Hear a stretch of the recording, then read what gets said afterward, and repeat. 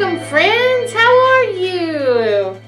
Hope everyone is doing well. And before we get started, I want to encourage your moms and dads to like and share this page so we can get it out to other people. But we're going to continue our conversation about Christian conduct in just a few minutes. So we'll get started on there, but remember to like and share this page. That way we can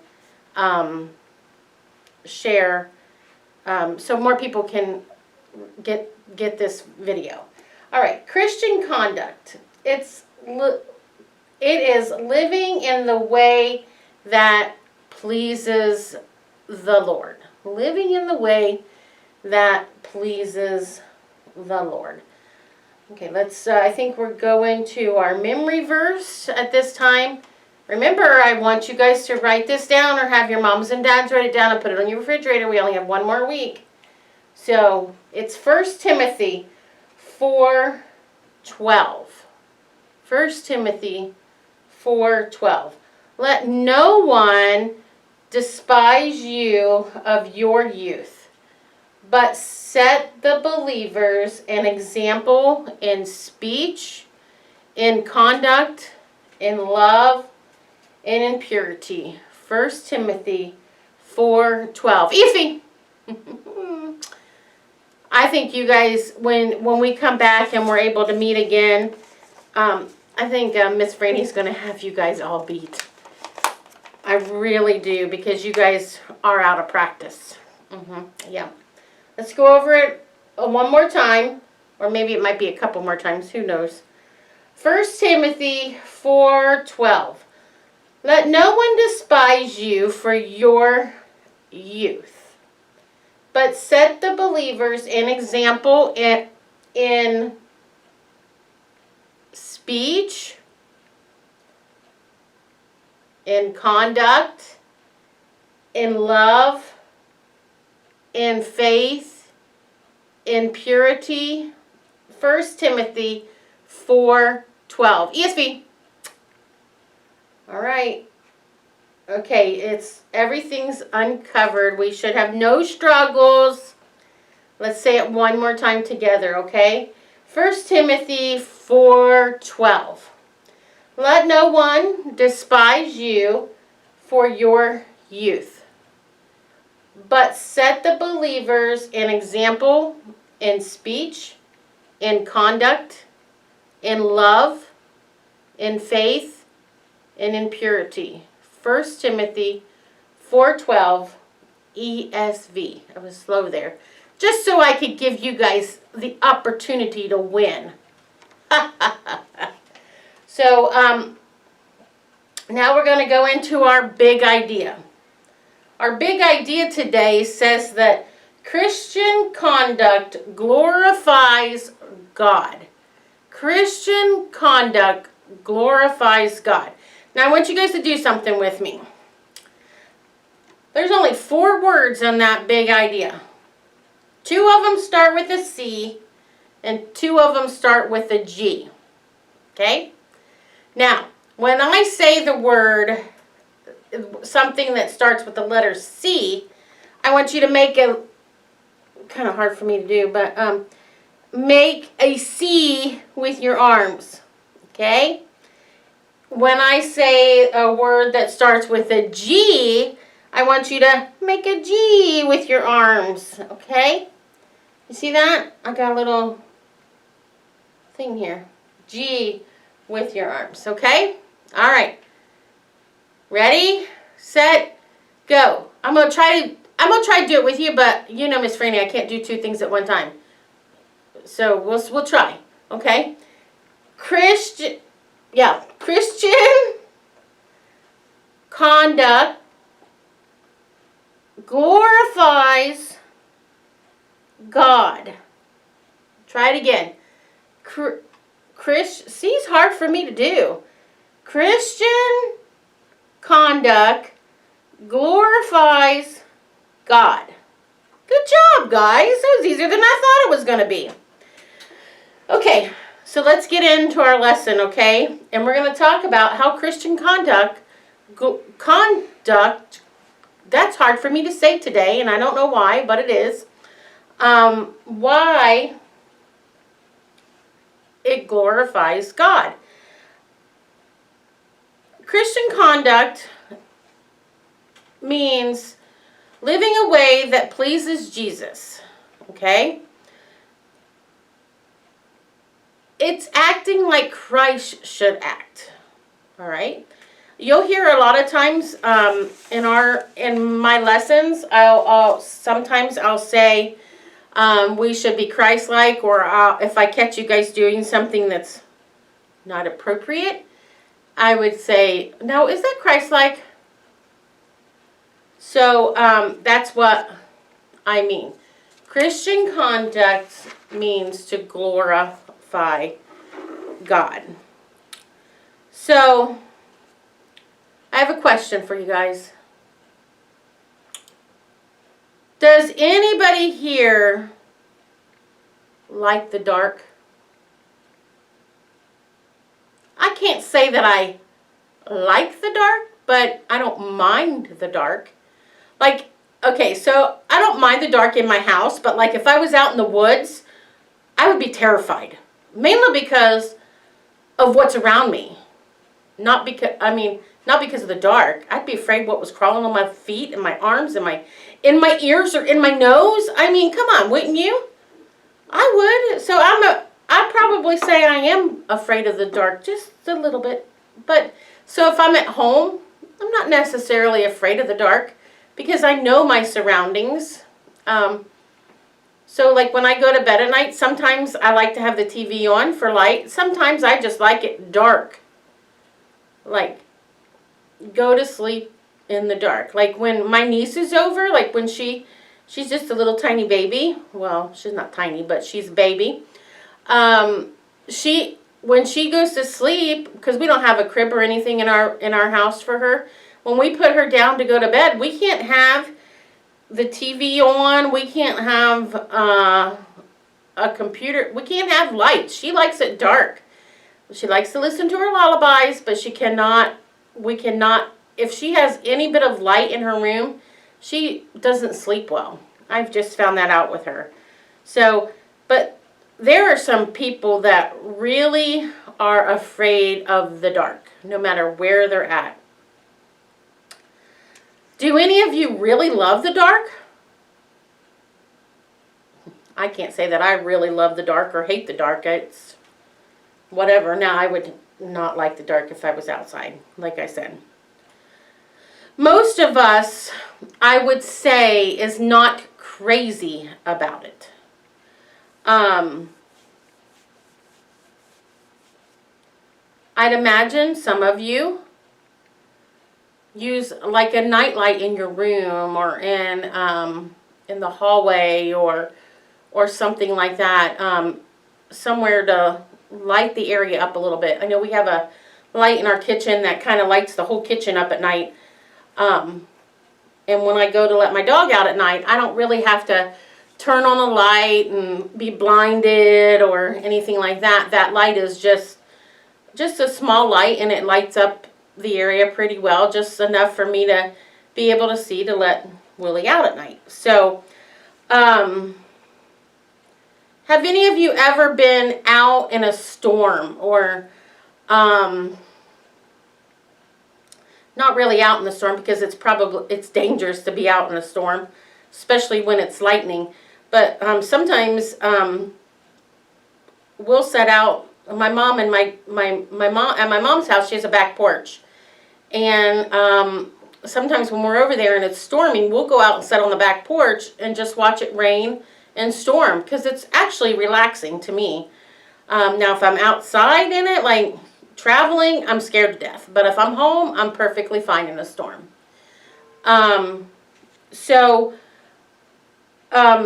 But when the light like when you're when it's lightning outside, I'm sure your moms and dads have let you play in the rain, but I'm sure when it's storming, you have to come in. But when it's dark out and it's lightning everywhere, doesn't it just light up the whole sky? It's beautiful. It's beautiful. It just lights it up the sky just for a brief second so you can see what's around you.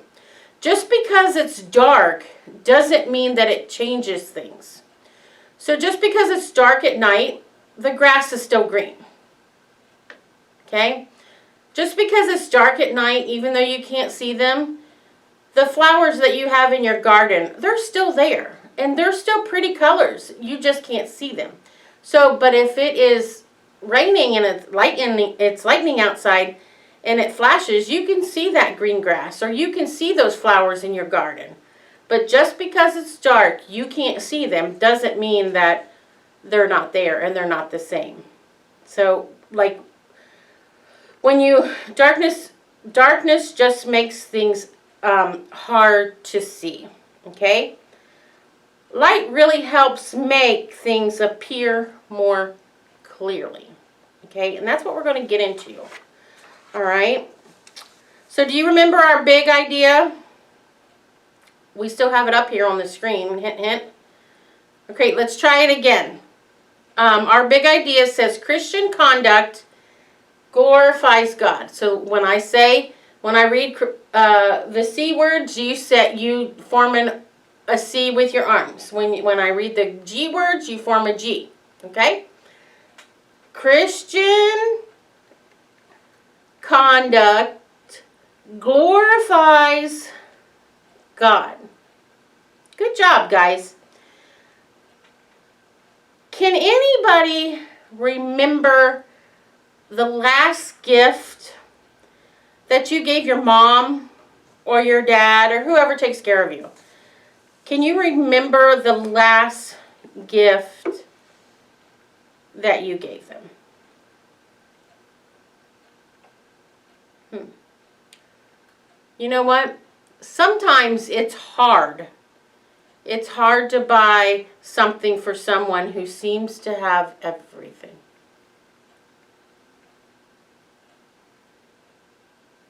Right? Sometimes it's hard to buy something for somebody that seems to have everything. The gifts that mom likes the best are often the things that doesn't cost anything. That you can't buy from the store. They like things that come from your heart. That come from your heart. Now my kids are a little older now, so they don't make me things hardly anymore, or they don't make their dad things anymore. But when they were younger, we used to get all kinds of like handmade gifts, and we still have them. They're still throughout our house. Some of them might be shriveled up and kind of not like they were presented to us, but we still have them. Not that we haven't taken care of them, it's just over time they get messed up. They like things that come from the heart. Money can't buy those things. Okay? Which is nice. Since most of you don't have a job anyways, right? I don't know if any of you guys have a job in here. I mean, I don't know. I think you're all too young to have a job.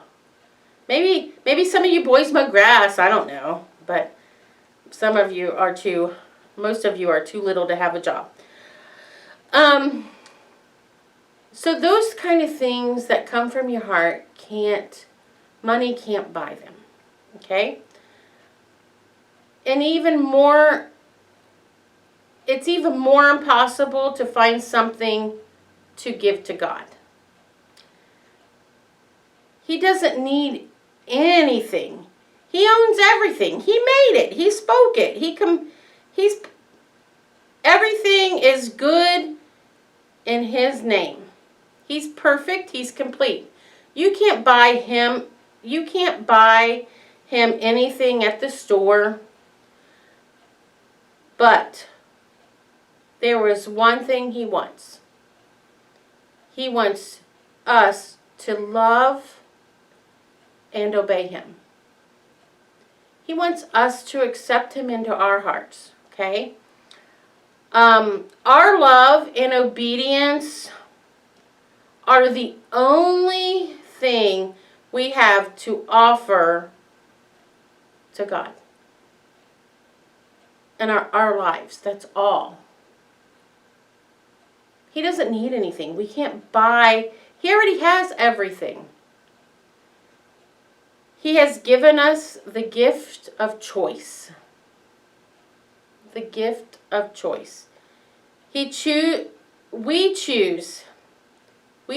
how we live our lives. Okay? He's big enough to force us to obey Him, but He doesn't. That's why He loves when we make that choice. Okay? That's why He loves it when we make that choice, because it's something that we want to do. In the first book of the New Testament, can anybody tell me what that is? I heard it. It's Matthew. You're right. It's Matthew. So I'm going to bring Matthew up, and it's going to be Matthew 5. Matthew 5. Your parents can help you find that. It's Matthew, big 5, little 16. So it's going to be Matthew, and it's the first book of the New Testament, big 5 and little 16. And I'm going to read it for you, okay? In the same way, let your light shine before others, so that they may see your good works and give glory to your Father who is in heaven. I'm going to read that one more time. I think it's pretty self-explanatory, but I'm going to read it one more time. Matthew 5, verse 16. In the same way, let your light shine before others, so that they may see your good works and give glory to your Father who is in heaven. This world that we live in, kids, it's very dark. Sin has a tight hold of this world, of this place. This world has been broken ever since Adam and Eve sinned in the Garden of Eden. And we've talked about Adam and Eve at times in children's church. And they're in a very important couple. The devil had a tough challenge when he tried to tempt them into sin. They were living in paradise. Who wouldn't want to live in paradise? I mean, it was a beautiful place. It was perfect. I mean, who wouldn't want to live there? Oftentimes we think paradise is where the ocean is and where it's quiet and we could just do our thing. But this was different. This was paradise, and it was a beautiful, perfect place. They spent time with God there. They didn't need anything, but Satan found a way to deceive found a way to deceive Eve and convince her that God was keeping something from her. She jumped at that opportunity to be like God, and Adam also chose to be a rebel against God. The world has been dark ever since then. That's when sin was created. And sin is dark. The one positive thing about living in a dark world, guess what? Right here is what it says. Let me read it again. In the same way, let your light shine before others. We live in a dark world. But what can we do? We can let our light shine.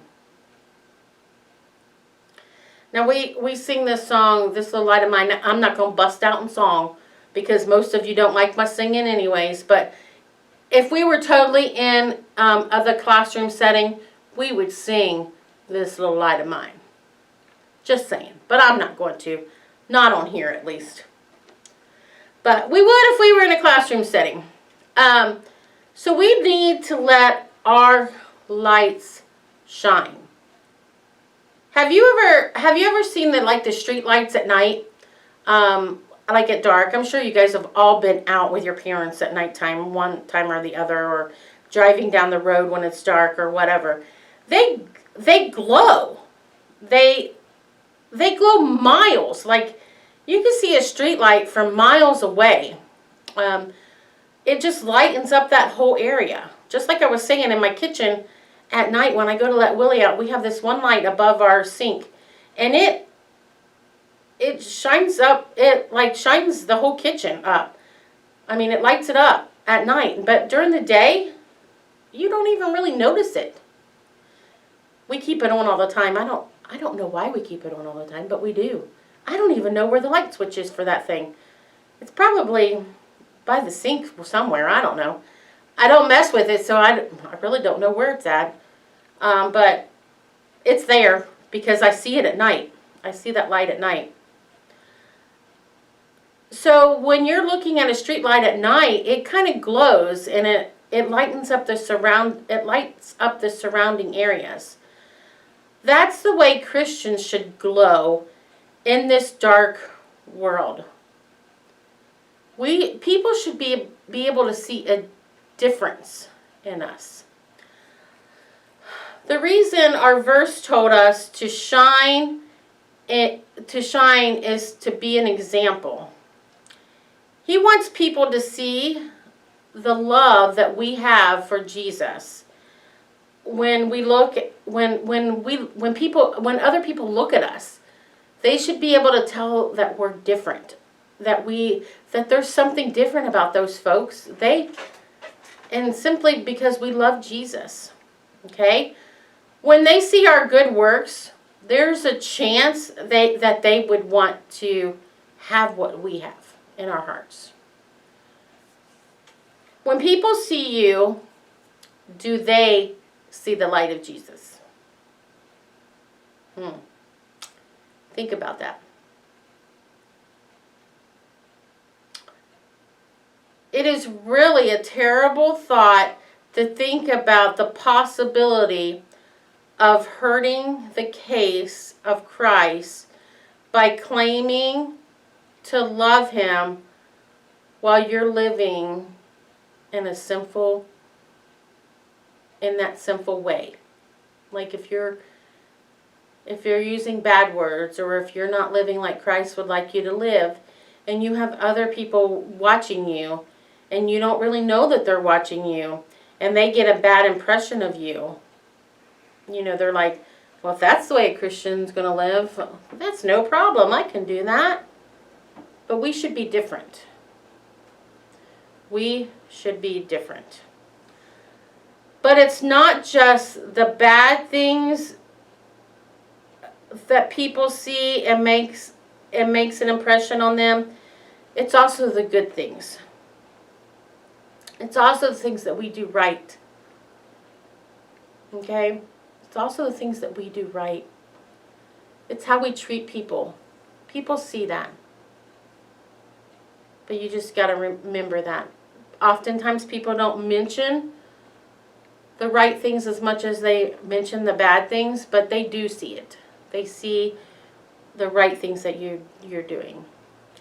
When people see how you are behaving in the positive way, you're challenging them to step up their lives, to do the right thing. Okay? You might not know that, but you are. In 1 Corinthians, man, Miss Franny cannot talk today. I'm going to go to 1 Corinthians chapter 11, so that's big 11, verse 1. Okay? 1 Corinthians chapter 11, verse 1. Be mentors of me as I am of Christ.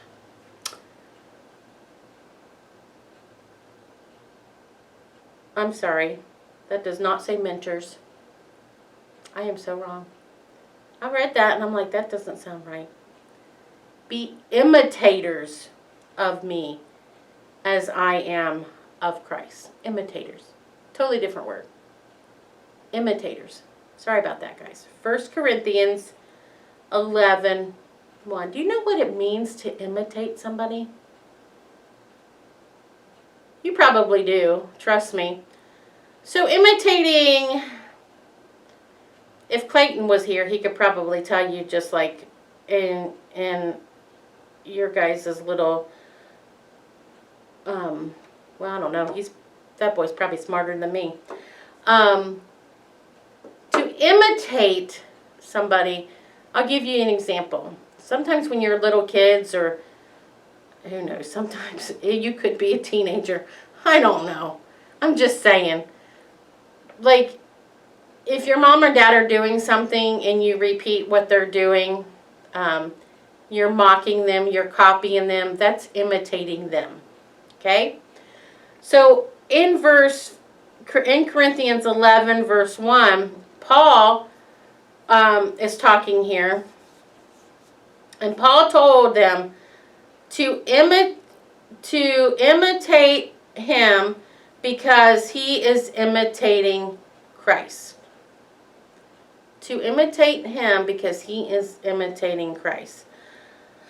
Paul was so confident in the way he was living that he told people he was writing to that they would to follow his example, to be like him. Could you tell your friends to be like you? To behave like you? To talk like you? To act like you? Think about that. Think about that. If you had a friend over and your mom and dad or somebody that is watching you tells you to pick up something around the house or in your room, or, oh, it's time to clean up, and you give an attitude to that person that is telling you to do that, and your friend sees you act like that, what's your friend going to think? Think about it. We've all been there. Don't even try to fool me. We've all been there. I've been there myself. But we really need to think about our actions. Christian conduct glorifies God. And we need to remember that. Okay? All right. I'm going to go ahead and close. I'll have prayer with you, and then we'll see you next week. Okay? All right. You ready? Heavenly Father, thank you. Thank you for being there for us. Thank you for being the example.